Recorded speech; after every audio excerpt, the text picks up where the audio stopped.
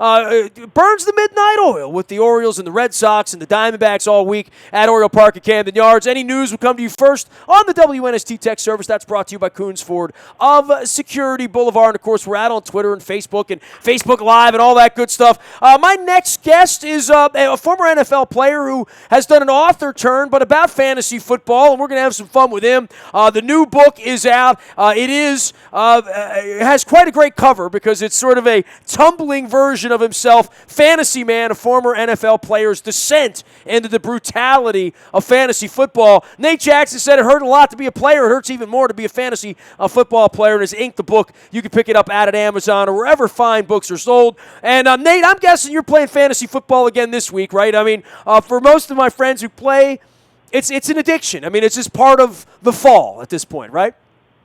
Yeah, it is. I'm in 3 different leagues with my old buddies, my old college friends and high school friends, none of whom played in the NFL, and really none of those guys played even in college. And so it's definitely been an education for me to see it from their side, to see the fantasy versus the reality, which is what I lived in for a long time. And that kind of created the template for the book that I wrote, kind of going back and forth between the two worlds, the fantasy and the reality. Yeah, you were authored Slow Getting Up as well, so Rolling Stone was all over that and loved your book. What made you want to write a book? Now, let me say this. I'm 25 years into a media career. I've written 4 books, so I know what it's like to sit up all night and, roll manuscripts and, fact check and spell check and write and create and doing all that. And I'm a very outgoing fellow, as you know, and it is a very solitude act writing a book. But from a former player's perspective, what got you into book writing mode? Because I'm always interested about that, because those of us who write books tend to be a little crazy to begin with. Well, football players tend to be a little crazy, too. You got 2 of them. Yeah, I think there's more of a crossover than we tend to think between the athletic world and the artistic world. But in the sports world, you're supposed to keep it to yourself. You're supposed to shut up and play. You're not supposed to come up with your own ideas or be creative or be an individual. But I always had that kind of urge to create. I wanted to write. I wanted to get ideas out. I like to play music. I wanted to kind of explore my individuality artistically, and I was always keeping journals. I wrote for my school newspaper. I wrote for the Broncos website, but it wasn't until I stopped playing football and got out from underneath that shield that I was really felt compelled to kind of get it all out. It was more of a personal cathartic experience to write. The fact that the book ends up being done on the back end is just, icing on the cake. It's really, I enjoy the process. You know what? I would say the same thing. I call it cathartic. I mean, I've written 2 about Ravens championships back in 2001, and what I found in writing the books about the teams and sitting with people, which, we've swabbed Eric Weddle for the Bone Marrow Registry this week. We got a big event next week with football players. I've been interviewing football players since Ray Lewis got here in '96 out at the barn eating crab cakes. So I do think it's fascinating from the inside, the misperceptions. Like when I'm with friends of mine who love the NFL as a fan, but we go off, drink some beer, go to a rock and roll show, and I hear their reaction to the league from the outside, whether it's whatever stereotype you could possibly imagine about any football player, any coach, and then the part where they really think. They used to call my radio show. I stopped taking phone calls 2 years ago. I couldn't take any more phone calls from people who didn't know what they were talking about, trying to talk to me about Cam Cameron's offense, Like there's a part of it being a player that I think you have to shrug at the fans, because very few fans have a real, despite Hard Knocks and, these sort of reality shows, have a real good take on what NFL players do day to day. Yeah, it's a bit of a catch-22 as far as the saturation goes. I mean, all the eyeballs, all the attention, all the radio shows, all the fans, all the blogs, they all bring in more money to the league. But for the players, it creates an almost, it creates a torturous environment to have to live underneath those expectations and have to be living out in the world when people, like you said, think they know what's going on based on a show that they watch or a fantasy team that they have or some numbers that they memorize. There's a lot of nuance that gets lost these days, and fantasy football only cements that further. I think it just drives a wedge between the reality and the fairy tale even further. And in the book, that's really kind of the goal of the book, is to just starkly contrast those two worlds, and it's creating a strange environment in professional football. For me, I played Stratomatic baseball when I was a kid, and, I've been in the sport sports writing and the sports business for 32 years now, since I was 15 years old. So, part of my childhood was sort of stunted by being around hockey players and baseball players and having to write about it for a newspaper back when I was a teenager. So I am a little, disconnected from some parts of that. But I would say that, from the football perspective, the amount of classroom time, the amount of study and film study, and I think it is sort of trivialized by most of the fan bases. Why did they do that? Did they practice that? Well, of course they did. But guys make mistakes, and especially in this league, speed's everything, right? Speed kills, plays break down, things happen, and fans don't ever really understand it so much, because I think you almost have to be in it to understand it more. Yeah, you do have to be in it to understand it. And these days, there's so much parity in the league. I mean, you see one week, team looks like they're on top of the mountain. The next week, they get crushed. And so, in my opinion, it's 32 bowls of the same soup. We got the same guys shuffled from team to team, the same coaches shuffled from team to team. They're all watching film of each other. They all do exactly the same media protocols, meeting schedules. Everything is the same. And so, it creates an environment where there's not a lot of creativity. It's very predictable. And sometimes I do believe the fans might have a reason to gripe, because it all starts to kind of look so formulaic, and it's like, why harp on the same old concepts if they're not working? Sometimes coaches go a little too far. They conceptualize things a little bit too much, instead of allowing their athletes, who are the best in the world at what they do. They have very refined athletic instincts. That's what got them attention from the NFL in the first place. They kicked butt in college. Then you go to the NFL, and you get stuffed in this box. You see it a lot with the quarterback position, most glaringly. A quarterback is really successful in college. He goes to the NFL. He doesn't have a successful career, because the NFL quarterback is this entity that is heaped with expectations. You hold the ball a certain way, you step a certain way, you talk a certain way, you give certain cliche answers, and I think as a player, that kind of limits our potential on and off the field. He is Nate Jackson. He's written a couple of books. One is Slow Getting Up, a story of NFL survival from the bottom of the pile, and the newest one is Fantasy Man, a former NFL's player's descent into the brutality of fantasy football. I got a fantasy team, man. They're called the Ravens. When they win, I win. I can't fathom sitting around over, beer and milkshakes and cheeseburgers with buddies, deciding to draft Pittsburgh Steelers or Cincinnati Bengals. I don't really want to have the Browns kicker, I don't want to root for other teams. I find that part of it to be sort of intriguing for people who are fans to draft or not draft Redskins or Cowboys or players that they don't really want to cheer for, but they have to cheer for, given $25 is on the line, or free beer or something like that, or some trophy at the end of the year. Yeah, it's really dividing the loyalties of sports fans, and I think it's very indicative of the modern age we live in, and kind of the me-first, instant gratification type of situation. I mean, a lot of fans now would rather have their fantasy team win than the team they spent their lives rooting for win, or, like you said, they draft guys who are rivals of their home team, and they end up cheering when that player does well against their team. And I think it's throwing it all out of whack. There's not a lot of loyalty anymore. But I don't know. I think this is an inevitable result when, as a league, your goal is total takeover, total saturation. We want all the eyeballs. We want all the money. We want all the sponsors. If you invite that kind of attention, you can't control where it goes. And the NFL has fully endorsed this fantasy football thing from the inside. I mean, they invested with some of these companies, these daily fantasy companies. They may have pulled some money out because they don't have the funding as much as they did last year, but they definitely endorsed it. And so they're behind it, and they're going to have to ride it out and see where it goes. You've been outspoken about a lot of things, Nate, and, the Colin Kaepernick thing, when you talk about not just a quarterback in a box, but a whole culture in a box, and now we've seen the Eagles players with the fists on Monday night.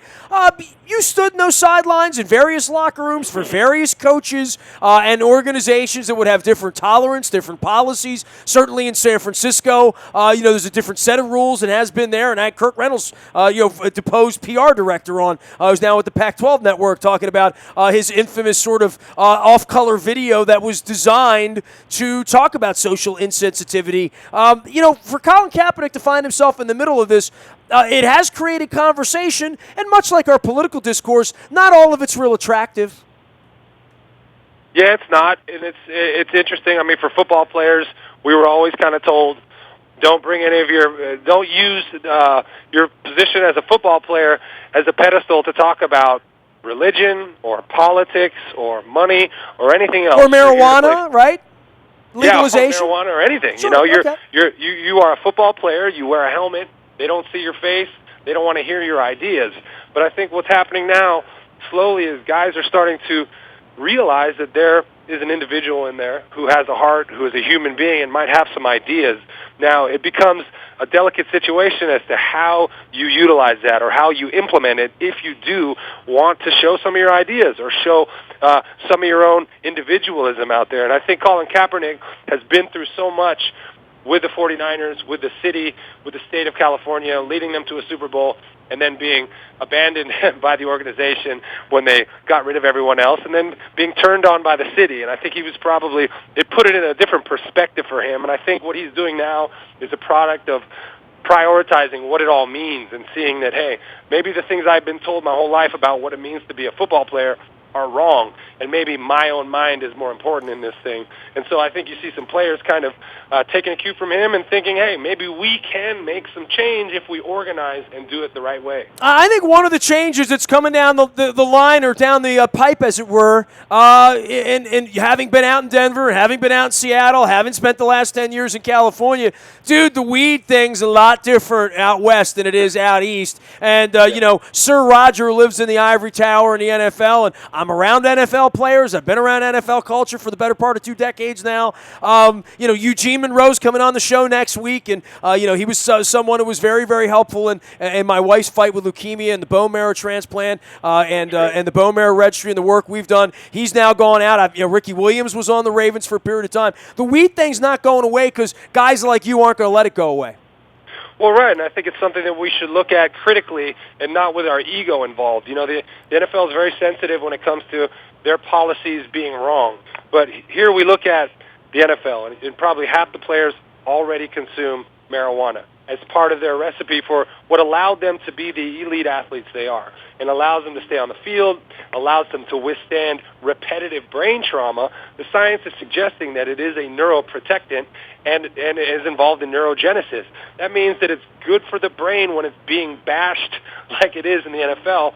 And the NFL, I know they're very leery of lawsuits, and they know that they took a big hit with a concussion settlement. And I think if they were to put their ego aside, they would realize that marijuana is actually helping their league. It's helping their guys. It's keeping them off pain pills. It's keeping them out of the training room and out of the hospital. And more importantly for the NFL, it's making them less likely to sue them in the future. I think the NFL, if they were to provide cannabis as an alternative pain medication, would be great. And it could cut their health care costs, too, which is something they might want to look into. Nate, pleasure having you on for the first time. Let's talk a little bit football. I mean, because we got the book and we got the off-the-field issues. We're in Baltimore. We're going to Jacksonville, and it's been hard to, identify anything about the Jacksonville Jaguars of 2016 that looks all that dissimilar from 15 or 14 or 30. It's not an automatic win, and certainly there was a lot of hype with them in the offseason, but that hasn't made its way onto the field. As a Ravens fan, I'm feeling pretty good, even though it was Buffalo and Cleveland and being a 2-0. This Jacksonville game feels a little treacherous to me, but it's certainly a winnable football game if you're a Ravens fan. Yeah, it's definitely winnable.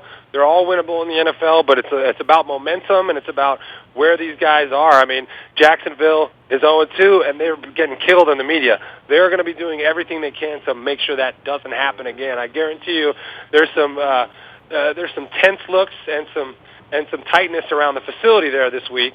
They're going to be firing all their guns for sure, but the NFL, everybody's good. Everybody's got talent. How do you separate yourself?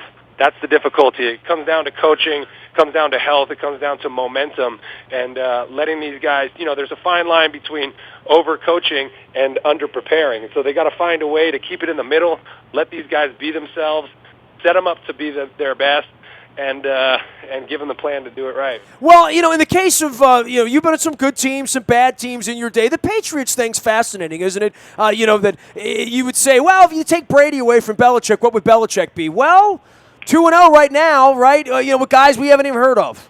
Yeah, well, that's still Brady's team, though. I mean, to me, what you're seeing out there is a product of Tom Brady's preparation, Tom Brady's off season, Tom Brady's influence on the organization is still there even when he's not there. I believe that once Tom Brady leaves, it's going to take a whole year for you to kind of see what the organization will be like without him around.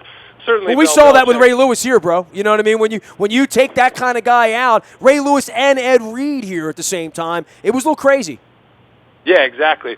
And so everyone in the organization knows that's still Tom Brady's team.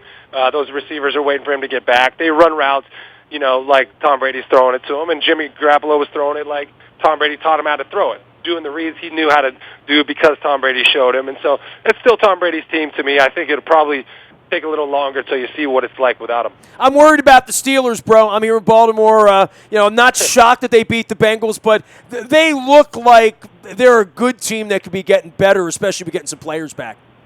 Well, yeah, they've been there. They've done that. They take the long view of things. They don't get too excited early about anything. They know it's a long season, and they know to kind of tune out the chatter about, you watch TV, you watch ESPN, they're already burying teams and they're already crowning teams. I mean, it's a constant week by week dissection of who's the best and who's not, and those guys know how to tune that out. Mike Tomlin's really good at preparing his players. Ben Roethlisberger, of course, is one of the best in the league. He's been doing this for so long. Pittsburgh will be there in the end. You know that. But so what you're saying is in the NFL, they're not checking the power rankings this week. Right, exactly. They're not checking the power ranking. They're not checking Matthew Berry's top 100 list. I don't think they're into that stuff. They're more concerned with keeping their jobs, staying healthy, taking it one game at a time, as cliche as that sounds.